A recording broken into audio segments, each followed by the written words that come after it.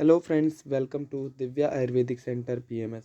Friends, आज हम पढ़ने जा रहे हैं संस्कृत वैद्यकीय सुभाष साहित्यम का अध्याय नंबर 6, जिसका नाम है क्या, व्यायाम विज्ञानियम अध्यायम। ठीक है, इस अध्याय को हमने आधा पिछले लेक्चर में कर लिया था।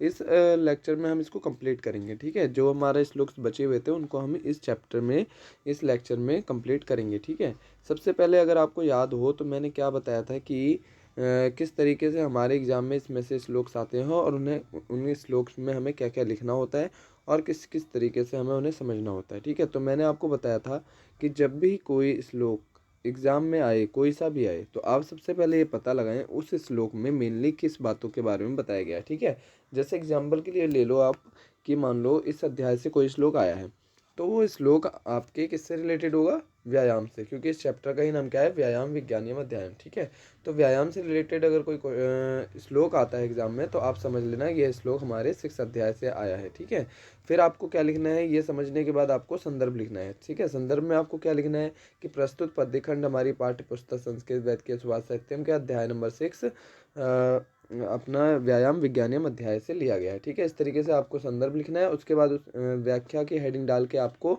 इस श्लोक की व्याख्या कर देनी है, बस इतना ही लिखना होता है यहाँ से कोई भी श्लोक आए तो। ठीक है, तो और किस तरीके से आपको इस श्लोक की पहचान करनी है कि वो किस अध्याय से आया है, ये तो मैंने आपको पिछले लेक्चर्स में ही बता रखा है।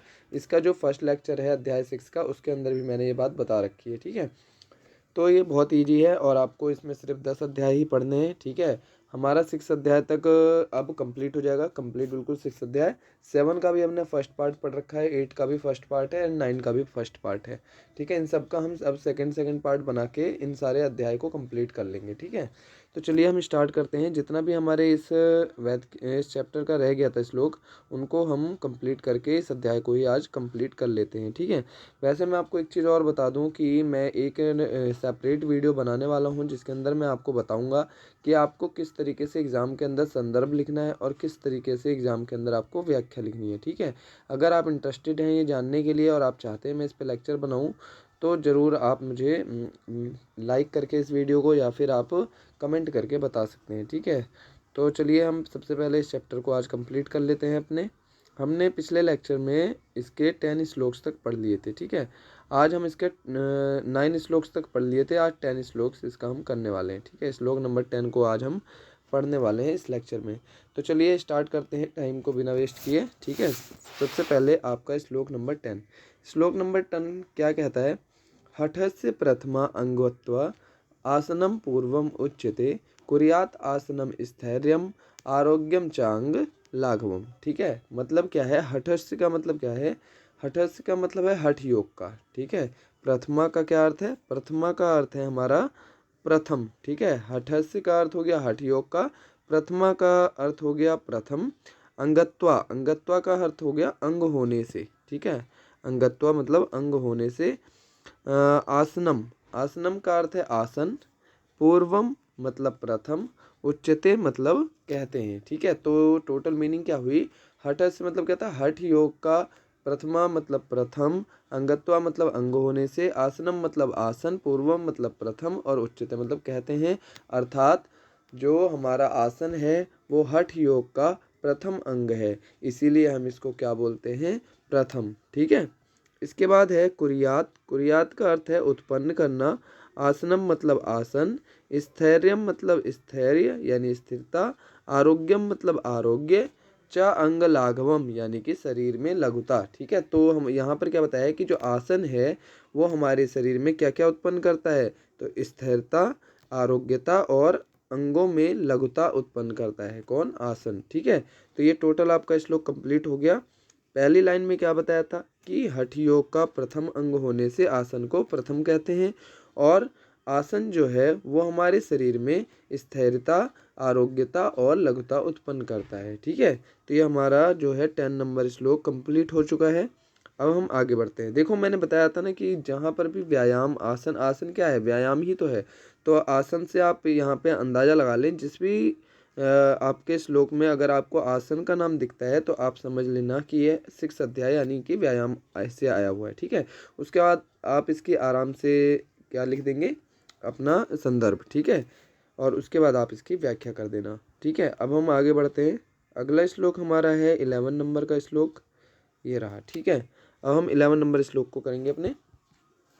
11 नंबर श्लोक में क्या है, आरोग्यम भास्करादि इच्छेद धनम इच्छेद धुताशनात् ज्ञानम महेश्वरादि इच्छेद मुक्तिम इच्छेद जनार्दनात्, ठीक है। तो यहाँ पे हम हर वर्ड की मीनिंग देखते हैं क्या निकलती है। हर वर्ड की मीनिंग से इसलिए मैं आपको बताता हूँ, मेनली और कोई मतलब नहीं है। मीनिंग से ये हो जाता है कि आपको रटना नहीं पड़ता श्लोक को, ठीक है। श्लोक में आप हर वर्ड की मीनिंग अगर नहीं भी याद होगी, अगर 4-5 वर्ड की आपको अगर मीनिंग याद है, पूरे श्लोक में अगर 4-5 वर्ड की भी आपको मीनिंग याद है, तो आपको इसकी हिंदी वाली कहानी याद आ जाएगी जो भी आपने पढ़ी होगी, ठीक है। तो इससे आपको बहुत ईजी होगा याद रखने के लिए। इसलिए मैं इसमें इतनी मेहनत करके आपके लिए हर वर्ड की मीनिंग बताने की कोशिश करता हूँ, जिससे आपको याद करने में ज़्यादा मेहनत ना करना पड़े, ठीक है। तो चलिए स्टार्ट करते हैं। सबसे पहले इस श्लोक का पहला वर्ड क्या है। इस श्लोक का पहला वर्ड है आपका आरोग्यम भास्कराद इच्छेद धनम इच्छेद धुताशनात्, ठीक है। ज्ञानम महेश्वराद इच्छेद मुक्तिम इच्छेद जनार्दनात्, ठीक है। आरोग्यम मतलब क्या होता है, आरोग्यता, ठीक है, यानी आरोग्य की, ठीक है। भास्करादि मतलब भास्करादि इच्छेद, भास्कर मतलब होता है सूर्य, ठीक है। भास्कर मतलब क्या होता है, सूर्य। इसका पर्यायवाची शब्द है सूर्य का भास्कर। तो भास्करादि इच्छेद यानी सूर्य देवता से इच्छेद मतलब इच्छा, किस चीज़ की इच्छा करनी चाहिए, आरोग्य की, ठीक है। इसके बाद धनम इच्छेद यानी धन की इच्छा हमें किससे करनी चाहिए, धुताशनाथ यानी कि अग्निदेव से। अग्निदेव से हमें किसकी इच्छा करनी चाहिए, धन की। और सूर्य देवता से हमें किसकी इच्छा करनी चाहिए, आरोग्य की, ठीक है। इसके बाद ज्ञानम महेश्वराद इच्छेद यानी कि जो शंकर जी हैं उनसे हमें किसकी इच्छा करनी चाहिए, तो ज्ञान की, ठीक है। ज्ञान की इच्छा हमें महेश्वर यानी कि शंकर जी से करनी चाहिए। इसके बाद मुक्तिम इच्छेद जनार्दनाथ मतलब मुक्तिम मतलब मुक्ति की, ठीक है। मुक्ति मतलब मुक्ति की इच्छा हमें किससे करनी चाहिए, तो जनार्दनाथ मतलब होता है विष्णु जी से, ठीक है। तो विष्णु जी से हमें मोक्ष या फिर मुक्ति की इच्छा करनी चाहिए। तो इस तरीके से हमारा 11 नंबर जो है वो कंप्लीट हो चुका है, ठीक है। अब हम अपना अगला श्लोक देखेंगे, श्लोक नंबर 12। श्लोक नंबर 12 क्या कहता है, आदित्य से, ठीक है, आदित्य अस्य नमस्कारम ये कुर्वन्ति दिने दिने, ठीक है। जन्मांतर सहस्त्रेषु दारिद्र्यम न उपजायते, ठीक है। मतलब क्या है कि आदित्यस्य, ठीक है, नमस्कारम मतलब जो सूर्य को नमस्कार, ठीक है, जो सूर्य का नमस्कार प्रतिदिन, दिने दिने मतलब प्रतिदिन, ये कुर्वन्ति यानी जो करते हैं, यानी कि जो नित्य प्रतिदिन सूर्य नमस्कार करते हैं उनको जन्म जन्मांतर मतलब कि इस जन्म के साथ साथ अनेक जन्म जन्मांतरों तक, यानी कि इस जन्म में तो फल मिलेगा इसका, बल्कि अनेक जन्म जन्मांतरों तक इसका फल उसे मिलता है। और इसका फल क्या होता है वो देखेंगे, दारिद्र्यम ना उपजायते यानी कि सूर्य नमस्कार करने का फल क्या हुआ कि दारिद्र्यता उत्पन्न नहीं होती, ठीक है। अर्थात जो प्रतिदिन सूर्य का नमस्कार करते हैं उनको इस जन्म के साथ साथ अनेक जन्मों जन्मांतरों तक उनके जीवन में दारिद्रता उत्पन्न नहीं होती। ये हो गया क्या इसका आपका व्याख्या, ठीक है। और इसका आपको जब वो लिखना होगा संदर्भ, तो यहाँ पर आप वर्ड याद रखना क्या, आदित्य अस्य नमस्कारम यानी सूर्य नमस्कार। यानी सूर्य नमस्कार किस चैप्टर में किया गया है, व्यायाम वाले चैप्टर में 6 अध्याय में। जहाँ पर भी आपको सूर्य नमस्कार आता है तो आप समझ लेना ये 6 नंबर अध्याय का श्लोक है, ठीक है। अब हम देखेंगे इसके आगे का श्लोक नंबर 13, ठीक है। श्लोक नंबर 13 कहाँ पर है अपना, ये रहा ये है अपना श्लोक नंबर 13, ठीक है। चलिए स्टार्ट करते हैं, ये बहुत ही आसान है। तो श्लोक नंबर 13 क्या है, परिश्रमो मिता आहारो, ठीक है। परिश्रमो मिता आहारो भूगता अश्विनी सुतो, ठीक है, भूगतो अश्विनी सुतो ता ताव अनादित्य नैव आह वैद्य मन्ये समाश्रये, ठीक है।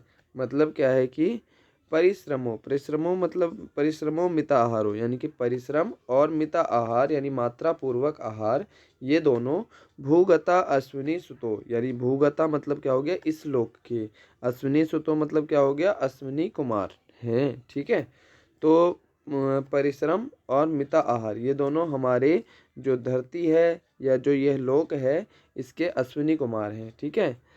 ता ठीक है, ता अनादृत्य मतलब इनका अनादर करके, नैवाहम नैवाहम मतलब क्या हो गया, मैं नहीं करूँगा। वैद्यमन्यम मतलब किसी दूसरे वैद्य का समाश्रय मतलब आश्रय। ठीक है। तो परिश्रम और मिता आहार, परिश्रम और मिता आहार ये इस लोक के अश्विनी कुमार हैं और इनका अनादर करके मैं किसी अन्य वैद्य का शरण नहीं लूँगा या फिर उनका आश्रय नहीं लूँगा। ठीक है। ये इस श्लोक का क्या है, व्याख्या है। इसमें आप याद रखने वाली बात क्या है आपको कि परिश्रमो मिता आहारो, यानी जिस भी श्लोक में परिश्रम और मात्रा पूर्वक आहार को अश्विनी कुमार कहा गया हो श्लोक का, वह श्लोक हमारा किसका होगा, अध्याय नंबर 6 जिसका नाम है व्यायाम विज्ञानियम अध्यायम। ठीक है। तो आप इतना चीज़ देख के अंदाजा लगा लेंगे कि आपके 6 नंबर श्लोक से 6 नंबर चैप्टर से ये श्लोक आया हुआ है और फिर आप इसकी संदर्भ और व्याख्या को लिखेंगे। ठीक है। इसके बाद हम अपना करेंगे श्लोक नंबर 14। श्लोक नंबर 14 क्या कहता है, चलिए देखते हैं। श्लोक नंबर 14 कहता है, चरन वै मधु विंदति चरण स्वाद उदुम्बरम सूर्यस्य पस्य श्रेमाणम यो न तंद्रयते चरण। ठीक है। तो इसमें क्या बताया गया है मेनली वो हम देखेंगे। सबसे पहले चरण का क्या अर्थ यहाँ पर बताया है कि परिश्रम करने पर ही। ठीक है। चरण मतलब क्या होगा, जहाँ पर भी चरण वर्ड आएगा, ये रहा चरण, तो जहाँ पर भी आपको चरण वर्ड आता है वो सारे क्या हैं, इनका अर्थ क्या निकलेगा, हर जगह पे परिश्रम। ठीक है। तो चरण मतलब परिश्रम करने पर ही, वह मधु विंदति, ठीक है, मधु की प्राप्ति करता है। फिर से आ गया चरण मतलब फिर से परिश्रम करने पर ही स्वाद उदुम्बरम, ठीक है, यानी मधुर उदुम्बर फल को प्राप्त करता है। यानी कि मनुष्य जो है वो जब परिश्रम करता है तभी मधु को प्राप्त करता है।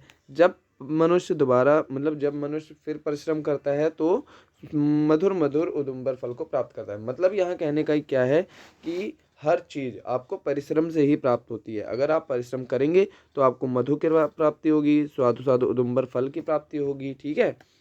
इसके बाद है सूर्य से पश्य। ठीक है। सूर्य से मतलब हो गया सूर्य को, पश्य मतलब देखो। ठीक है। यानी कि यहाँ पर कहा गया सूर्य को देखो।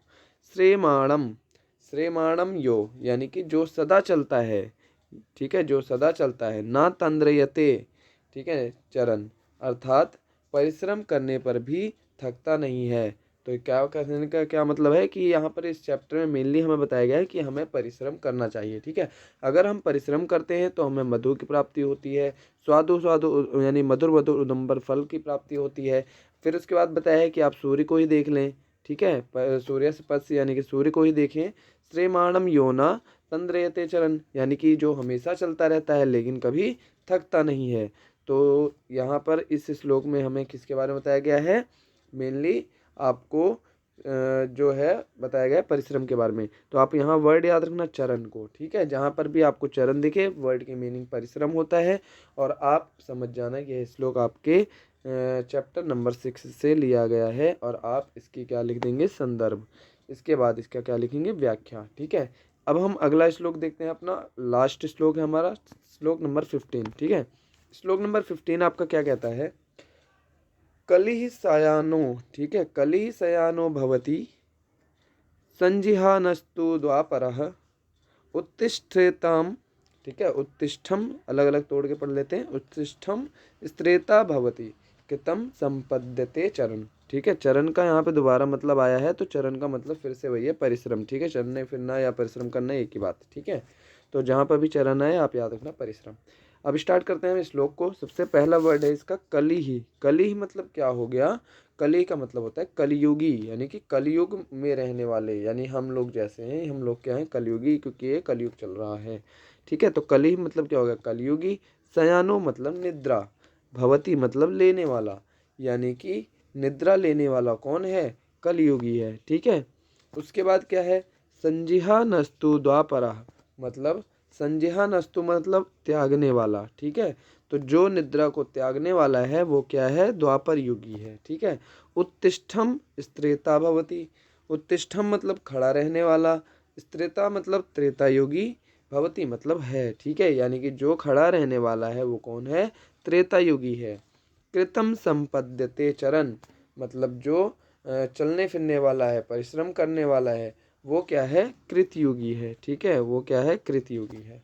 तो यहाँ पर हमें युग जो हैं उनमें रहने वाले मनुष्यों के बारे में मेनली बताया गया है, आप ये समझ सकते हैं, ठीक है। सबसे पहला युग है कलयुग, दूसरा युग है द्वापर युग, तीसरा युग है हमारा कौन सा, त्रेता युग, ठीक है, ये रहा त्रेता युग, और चौथा युग है हमारा कृत युग, ठीक है, कृत युग।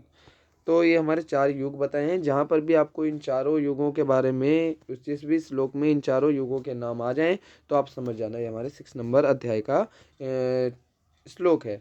और बिना कुछ सोचे समझे आप इसकी वहाँ पर संदर्भ लिखेंगे सबसे पहले, और इसके बाद आप लिखेंगे इसकी व्याख्या, ठीक है। तो फ्रेंड्स मैंने बहुत मेहनत करके आपको कोशिश करा है कि वर्ड टू वर्ड और अच्छे से आपको ये श्लोक्स मैं करा सकूं, जिससे आपको बिल्कुल भी अब मेहनत ना करनी पड़े, ना इसको रटना पड़े, और ना ही इसकी मीनिंग को यानी इसलिए कि व्याख्या को लिखने के लिए आपको ज़रा सा भी परिश्रम करना पड़े, और फिर आप इसकी संदर्भ भी इजीली से लिख सकें। इतना इजी करके मैंने बताने का प्रयास किया है। फ्रेंड्स आपको अगर मेरा ये प्रयास अच्छा लगता है, अगर आपको ये वीडियो और ये लेक्चर बिल्कुल भी आपके काम आती है, तो फ्रेंड्स इसको लाइक ज़रूर करना और अपने फ्रेंड्स में शेयर ज़रूर करना।